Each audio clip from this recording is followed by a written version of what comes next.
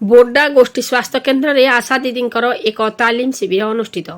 कलाहांडी जिला भवानीपाटना सदर ब्लॉक बोर्डा गोष्ठी स्वास्थ्य केन्द्र ठारे आशा मानक नहीं एक ब्लॉक स्तरीय एक तालीम शिविर अनुष्ठित हो जाइछि।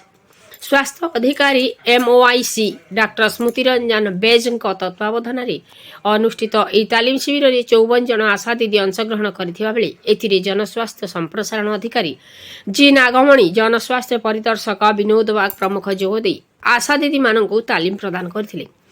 एही तालीम शिविर में SPNC नवजात शिशु और प्रसूति मार जत्न प्रसूति मार घर को जन्मदिन 3, 7, 14, 28 एमिति भाव 42 दिन जाए आशा दीदी परिदर्शन रे जीवापाई तालीम देथिले।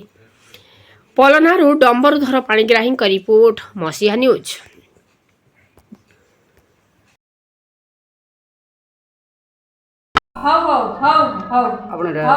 क्या तालीम चली এটা হচ্ছে আমার আশা মানকর মানে কমিউনিটি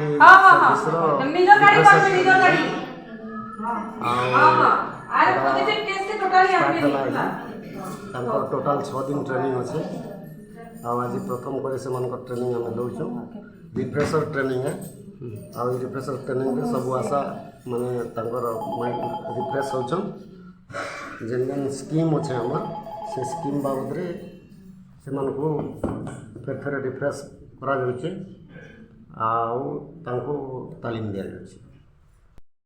आपण मसीहा न्यूज यूट्यूब चैनल को सब्सक्राइब कलेनी कि जदि करि नाहंती एबे करि नियंतु। एहा सह मसीहा न्यूज रो फेसबुक पेज को और ट्विटर को फॉलो करंतु। ता सह मसीहा न्यूज रो ऐप आसी गलानी निज मोबाइल रो प्ले स्टोर